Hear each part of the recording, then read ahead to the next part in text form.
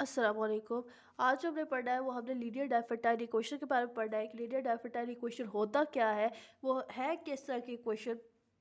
तो इसकी डेफिनेशन सबसे पहले हम कर लेते हैं कि इक्वेशन किस तरह की, जो इस तरह की हो a x plus b y equal to c की फॉर्म में हो, वो कहते हैं क्या कहलाती है, लीनियर डाइफरटाइल इक्वेशन कहलाती है।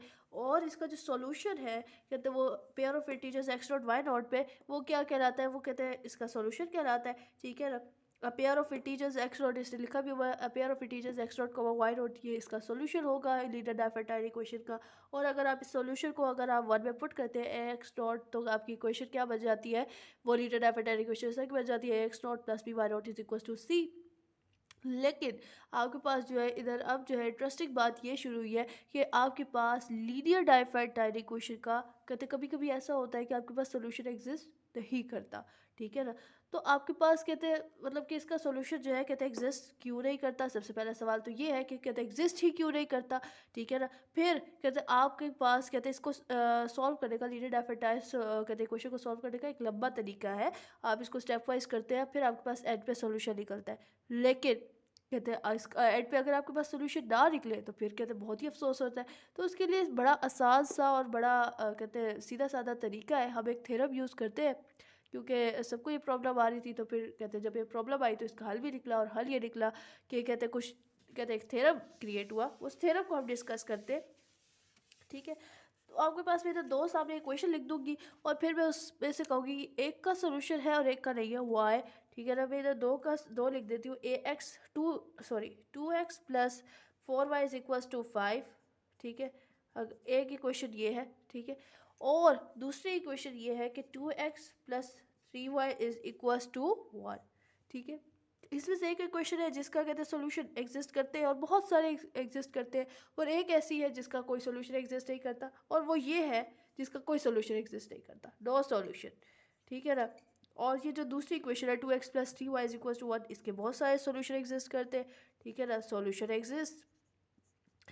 लेकिन हमें ये पता कैसे चला कि इसका सोल्यूशन एग्जिस्ट करता है, इसका नहीं करता।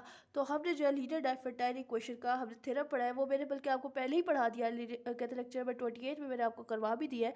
आप उसको भी जाकर देखें ताकि आपको वो थ्योरम समझ आए, ताकि आपको ये ज़्यादा अच्छे तरीके से समझ आए। अच्छा, उस थ्योरम के मुताबिक आपके पास क्या होता है, आपके पास ये होता है कि आपके कहते हैं जो a x plus b y is equals to c है। ठीक है ना। और आपके पास क्या है, आपके पास ए और बी का जो जी सी डी है वो किसके इक्वल है, आप ले रहे हैं डी के।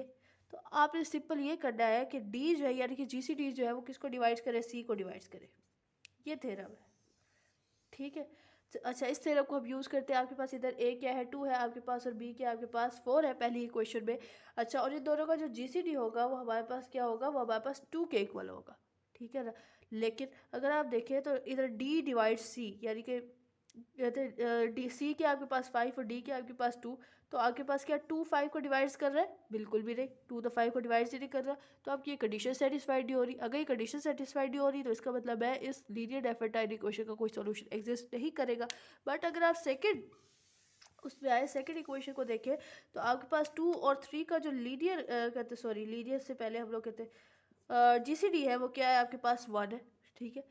और कहते हैं जीसीडी इसका वन है और सी भी इसका वन है। ठीक है। तो आपके पास जो है कहते हैं वन जो है अपने आप को डिवाइड करेगा कि नहीं करेगा, यस। ये तो कहते हैं इक्वेशंस भी कहते हैं डिविजिबिलिटी की डेफिनेशन सेटिस्फाई होगी कि वन जो है वो वन को डिवाइड करेगा। ठीक है ना। तो इसका मतलब है अगर कहते हैं डी डिवाइड सी कर रहा है आपकी कहते हैं उससे लीनियर डाइफरटाइल इक्वेशन का, तो क्या होगा, उस लीनियर डाइफरटाइल इक्वेशन के बहुत सारे सॉल्यूशंस एग्जिस्ट करेंगे। अब ऐसे करते हैं कि हम लोग जो है ये कहते हैं, ये तो मैंने आपको बता दिया कि हम ये कैसे फाइंड आउट कर सकते हैं कि सॉल्यूशन एग्जिस्ट करते हैं कि नहीं करते। अगर एग्जिस्ट करते हैं तो कैसे करते हैं, और अगर एग्जिस्ट नहीं करते तो अब हमें कैसे पता चल सकता है। लेकिन अब जो है हम लोग कहते हैं अगर सॉल्यूशन एग्जिस्ट कर जाते हैं तो हमें उस सॉल्यूशंस को फाइंड आउट कैसे करना है। तो उसके लिए हमें कुछ एग्जाम्पल सॉल्व करनी होगी। मैं एक एग्जाम्पल से आपको समझाती हूँ। ठीक है ना। चलिए जी, हम एग्जाम्पल ले लेते हैं। चलिए जी, अब जो है कहते हैं मैंने एक क्वेश्चन लिख दिया है, two fifty two x plus five eighty y is equal to twenty. ये हमारे पास एक लीनियर डाइफरटाइल इक्वेशन है। सबसे पहले तो हम ये फाइंड आउट करेंगे कि इसका सोल्यूशन एग्जिस्ट भी करता है कि नहीं करता। तो उसके लिए वही तरीका है। सबसे पहले तो आपके पास एक गिवन इक्वेशन है, इसको लिखने का ये तरीका है एज गिवन इक्वेशन। ठीक है ना। एज गिवन इक्वेशन आपके पास क्या है, टू फिफ्टी टू एक्स। ठीक है ना। और मैंने इसकी इक्वेशन को मैंने नाम दे दिया ए का। ठीक है ना। ए का एज गिवन इक्वेशन इस आपके पास क्या इक्वेशन गिवन है 252x plus 580y is equals to 20। ठीक है, ये इक्वेशन आपको गिवन है। सबसे पहले तो अगर आप कहते हैं इसको कंपेयर कर ले इस इक्वेशन को लीनियर डाइफेटाइल इक्वेशन की जो जनरल इक्वेशन है उससे compare with a x plus b y is equals to c. तो यहाँ पे आपको पता चल जाएगा आपका ए क्या है, बी क्या है, सी क्या है। तो आपके पास जो है ए किसके इक्वल है, वो 252 के इक्वल है। ठीक है, बी किसके इक्वल है, 580 के इक्वल है। ठीक है ना, बी इज इक्वल टू 580 और सी किसके इक्वल है, 20 के इक्वल है आपके पास। ये चीज़ें आ गई, सी आपके पास आ गया। मजीद आपने क्या करना था, आपने डी फाइंड आउट करना है। ठीक है ना, डी कहते हैं क्योंकि आपने कहते सबसे पहले तो सेटिस्फाइड ये करना है कि डी डिवाइड्स करे सी को। तो कहते इस ये सेटिस्फाइड करने के लिए आपको इस पास ज़रूरी है कि आपके पास डी हो। तो डी फाइंड आउट करने के लिए टू फाइंड जीसीडी हम इसका फाइंड आउट करेंगे। जीसीडी ऑफ कहते हैं 252 एंड 580। तो वही रवायती तरीका है जो आप बचपन में पढ़ते आए हैं। ठीक है ना, और रवायती तरीका क्या है, वो कुछ इस तरह से है कि आपके पास जो है आप बड़े नंबर को अंदर रखते हैं। ठीक है ना, 252 और 580 का फाइंड आउट कर रहे हैं। बड़े नंबर को आप अंदर रखते हैं और कहते हैं छोटे नंबर को आप बाहर रखते हैं। 252 डिवाइड्स 580 कितने ज़ार होगा, 2 ज़ार। ठीक है ना, और ये क्या हो जाएगा 504। पहला रिमाइंडर आपके पास आ गया 76। अगर ज़ीरो के इक्वल लेंगे तो आप पिछले कहते हैं 252 को उठाएंगे और उसको डिविडेंड बना देंगे। ठीक है, 252। अब जो आपके पास क्या क्वेश्चन आएगा, आपके पास क्वेश्चन आ रहा है 3 और आपके पास जो रिमाइंडर आ रहा है वो आपके पास क्या आ रहा है 24। ये आपके पास रिमाइंडर आ गया, अभी भी ज़ीरो रही है तो आप 76 को उठाए अंदर रखें। ठीक है, अब आपके पास क्वेश्चन क्या आ रहा है, आपके पास क्वेश्चन आ रहा है अगेन 3 आ रहा है आपके पास क्वेश्चन, और रिमाइंडर आपके पास क्या आ रहा है, रिमाइंडर आ रहा है आपके पास 4। अभी भी ज़ीरो के इक्वल नहीं आया। अगेन आप क्या करें, 24 को उठाएं और डिविडेंड बना दें। अब आपके पास क्वेश्चन क्या आ रहा है, अब आपके पास क्वेश्चन 6 आ रहा है और रिमाइंडर आपके पास क्या आ रहा है 0। ठीक है, तो यही हमें चाहिए होता है कि एंड पे जो है आपके पास जहाँ पे 0 आ जाए वहाँ पे ही आपका काम कहते हैं आपको मिल जाता है जीसीडी। और वो क्या होता है आपका जीसीडी, 0 से जो पिछला रिमाइंडर है दैट इज़ जीसीडी। और पिछला रिमाइंडर कौन सा है, 4। ठीक है ना, 4 इज़ कहते हैं प्रीवियस रिमाइंडर। और आपका जीसीडी क्या होगा, 4। ठीक है ना, तो अगर इसी कहते हैं ये जो हमने पूरा इतना कहते हैं सजा सजा के हमने कहते हैं जीसीडी फाइंड आउट की है, सीडी बनाई है हमने, तो इसको जो है अगर हम लिखे तो किस तरह लिख सकते हैं इसको हम लोग कि आपका 580 जो है वो किसके इक्वल है, 580 इज इक्वल टू 252 इंटू 2। ठीक है ना, 252 इंटू 2 प्लस कहते हैं रिमाइंडर 76। फिर जब मजीद अगर आप अगली इक्वेशन को देखें तो 252 किसके इक्वल है, 76 into 3 is plus 24। 252 is equal to 76 into 3 plus 24, ये हो जाएगा। फिर जब मज़ीद अगर आप पीछे जाते हैं नीचे जाते हैं तो आपके पास क्या हो जाएगा, 76 किसके इक्वल हो जाएगा, 76 इज इक्वल टू 24 इंटू 3। ठीक है ना, और प्लस रिमाइंडर 4। फिर मज़ीद अगर आप आगे जाते हो आपके पास क्या हो जाता है, 24 किसके इक्वल है, 4 इंटू 6 प्लस 0। और 0 से जो पिछला रिमाइंडर है वो क्या होगा आपके पास, जीसीडी यानी कि डी के इक्वल होगा। मज़ीद आगे आप चाहते हैं आपके पास जो है डी क्या है, 4 के इक्वल है। तो आप अगर आप कहते हैं कंडीशन क्या थी, डी डिवाइड सी, तो क्या 4 डिवाइड्स कर रहा है सी को, यस ये तो कहते हैं 4 सी को डिवाइड्स कर रहा है, 4 20 को डिवाइड्स कर रहा है एज कहते हैं 4 डिवाइड्स 20। अगर 4 जो है वो 20 को डिवाइड्स कर रहा है तो इसका क्या मतलब हुआ, तो आपके पास जो है कहते हैं लीनियर कहते हैं कॉमन लीनियर डाइफेटाइल सॉल्यूशन जो है वो एग्जिस्ट करेगा। कॉमन लीनियर डाइफेटाइल इक्वेशन जो है वो क्या होगी, सॉल्वेबल होगी। Common linear Diophantine equation is solvable. ठीक है ना, ये हमने निकाल लिया, इक्वेशन इज सॉल्वेबल। ठीक है, कुछ इस तरह से हो गया आपके पास।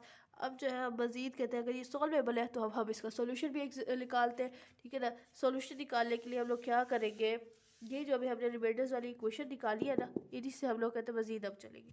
ठीक है ना, मैं इनको ज़रा कहते लिख लेती हूँ साइड पे। ठीक है, ये क्या था आपके पास, इधर सबसे पहले आपके पास क्या था 76। इनको ज़रा मैं कहते हैं ऐसा करती हूँ, थोड़ा सा उल्टे तरीके से लिख लेती हूँ, इधर साइड पे लिख लेती हूँ मैं, इधर लिख लेती हूँ। ठीक है ना, इनको मैं कहते हैं उल्टा देती हूँ। अगर 76 है वो किसके इक्वल होगा, यानी कि रिमाइंडर्स में निकाल लेती हूँ 76 किसके इक्वल होगा, आप इसको दूसरी तरफ ले जाए। ठीक है ना, तो आपके पास ये हो जाएगा 76 इक्वल्स टू 580 माइनस 2 इंटू 252। ठीक है, इस तरह हो जाएगा आपके पास।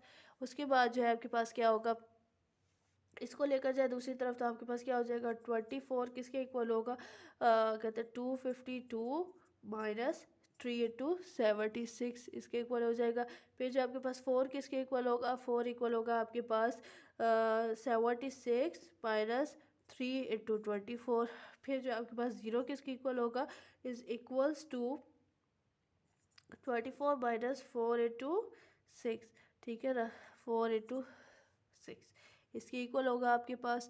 चले जी, अब जो है इक्वेशंस को हम 1 2 3 का नेम दे देते हैं। ये 1 हो गई, ये 2 हो गई आपके पास, ये 3 और ये 4, ठीक है। अच्छा चले, अब जो है हम आगे चलते हैं, मज़ीद आगे चलते हैं। अब जो है हम क्या करते हैं, यही जो हमने रिमाइंडर्स वाली इक्वेशन लिखी है इन्हीं को हम यूज़ करेंगे और हम आगे चलते हैं। चले, अब जो है अब आप क्या करते हैं, उल्टा चलेंगे, ठीक है ना। ये इक्वेशन नंबर 3 से हम स्टार्ट करते हैं। आपके पास जो इक्वेशन नंबर 3 में क्या है आपके पास, 4 इज इक्वल्स टू 76 माइनस 3 × 24। अब जो अगर आप पिछला कहते 3 से पीछे जाए तो आपके पास किसकी वैल्यू की है, 24 की। तो हम ऐसा करते हैं, 2 से उठाते हैं और 24 की वैल्यू में पुट कर देते हैं। तो 4 is equals to 76 minus 3 × 252 minus 3 × 76, ठीक है ना। ये कहाँ से लिया हमने, फ्रॉम 2 से हमने उठाया। अच्छा, अब जो है आप मज़ीद इसको थोड़ा सा सिंप्लीफाई कर ले, फिर मज़ीद हम पीछे जाएंगे।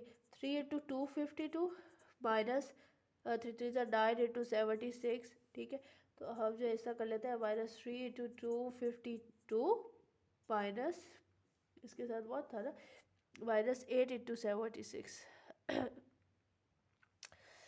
सॉरी, ये क्या हो जाएगा, माइनस माइनस प्लस हो जाएगा, ये प्लस हो जाएगा, इधर प्लस प्लस 10 × 76, ठीक है, ये हो जाएगा आपके पास। अब जो है आप देखिए तो आपके पास पीछे जो है कहते हैं हमारी क्वेश्चन में क्या गिवन है, आपके पास 76 की वैल्यू गिवन है। तो अब इधर 76 की वैल्यू लिखते हैं, माइनस 3 × 252 प्लस 10 × 76 की आपके पास क्या वैल्यू है, 580 माइनस 2 × 252, ये वाली गिवन है आपके पास वैल्यू, ठीक है ना। आप इधर लिख सकते हैं फ्रॉम 1, ठीक है।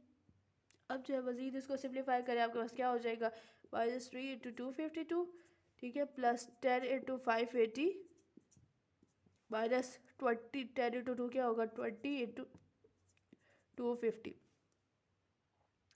रीअरेंज कर ले इसको, थोड़ा सा एड सब्ट्रैक्ट करें आप इनको 252 वालों को, तो आपके पास क्या हो जाएगा, -3 और -20 किसके इक्वल हो जाएगा, -23 के, -23 × 252 प्लस 10 × 580, ठीक है ना।